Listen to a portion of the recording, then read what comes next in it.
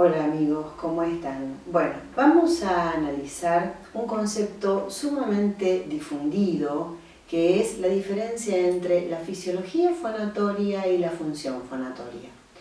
Nosotros sabemos que la laringe cumple tres funciones. Una de sus funciones es la respiratoria, forma parte del sistema respiratorio. Otra de las funciones es vital, la función de protección o la función esfinteriana, que es la función que cumple a la hora de deglutir. Cuando el ser humano está deglutiendo comida, bebida o saliva, la laringe se cierra y asciende precisamente para poder cumplir esa función y para que el bolo alimenticio o el líquido o la saliva pasen al tubo digestivo y no se vayan al tubo respiratorio. Por eso es una de las funciones más importantes. La otra función es la función fonatoria. Esta función fonatoria es considerada una función secundaria o sobreimpuesta por los seres humanos en nuestra necesidad de comunicarnos. Por eso es muy importante hacer la diferencia entre lo que implica la función fonatoria e implica la fisiología fonatoria. Yo los invito a buscar en el diccionario, les aconsejo el diccionario de la Real Academia Española, para que busquen la diferencia entre fisiológico y funcional. Nosotros no nos vamos a quedar en esos temas ahora, pero sí es importante que los fonoaudiólogos, logopedas, maestros de voz, maestros de canto, tengamos en claro a la hora de estar con el sujeto la diferencia entre lo fisiológico y lo funcional. Entonces, el ser humano tiene una inteligencia. Esa inteligencia que está dada por la naturaleza o por Dios o por quien cada uno crea, es lo que nos diferencia del resto de los seres vivos.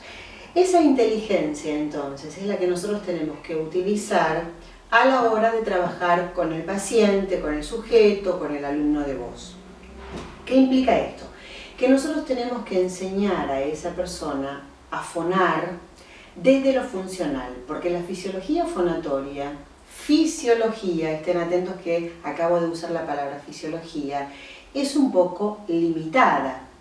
La naturaleza nos dio a los seres humanos la posibilidad de comunicarnos con nuestros semejantes, porque al darnos una inteligencia, nos da la posibilidad de la palabra. Al tener la posibilidad de la palabra, tenemos la posibilidad precisamente de comunicarnos con nuestros congéneres. Pero esa posibilidad es realmente limitada. La naturaleza nos dio 5 notas, lo que se llama la quinta hablada, 5 notas que forman parte de la fisiología fonatoria para que los seres humanos nos comuniquemos entre nosotros. Pero cuando necesitamos usar la voz más allá de esa función fisiológica, locutores, actores, oradores, cantantes, predicadores o sencillamente hablar con nuestros congéneres, vamos a superar esas 5 notas porque nuestras entonaciones hablando van más allá de esas 5 notas. Entonces ahí empezamos a utilizar la función vocal.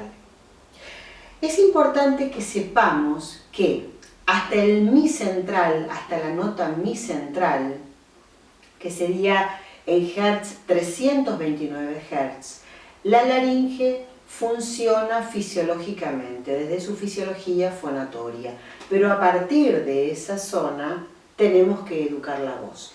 ¿Qué sucede en esa zona? En esa zona sucede lo que el científico Raúl Hewson denominó zona de fusión tetánica.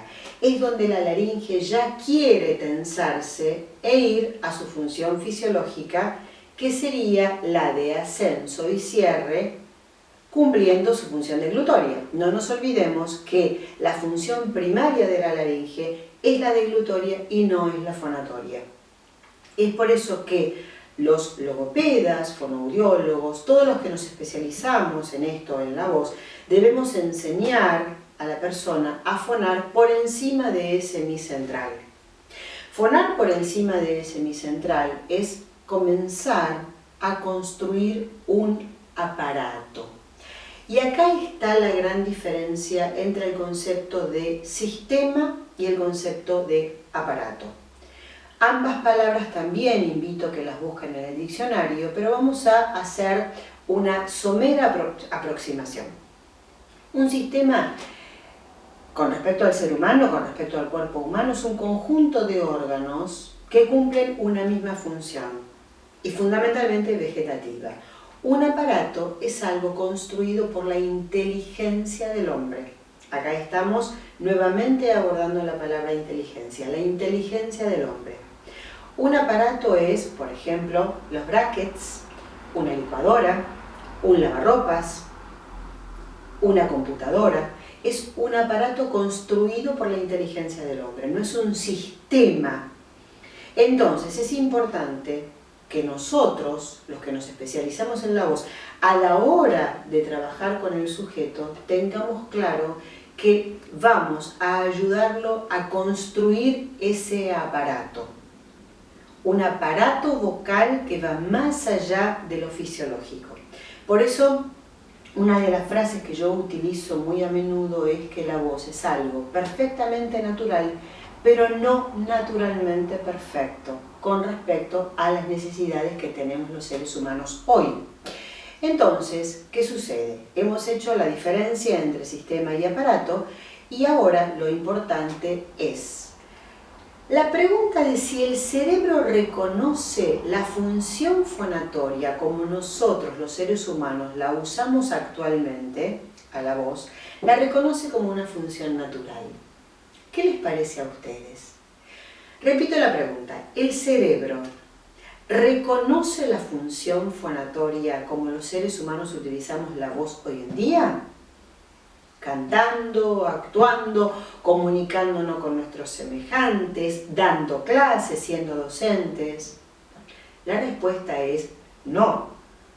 Los que nos especializamos en la voz debemos construir ese aparato vocal, como acabo de decir, y esa construcción de ese aparato vocal y la repetición de los ejercicios que vamos a enseñarle al paciente o a la persona que viene a educar su voz, esa repetición que llamamos repetición no mecánica va a permitir que el cerebro forme engramas mentales para que después eso se torne natural. Pero no es natural desde lo fisiológico, sino desde lo funcional. Entonces, oradores, docentes, actores, cantantes, locutores, todos deben educar su voz más allá de lo que la naturaleza les dio.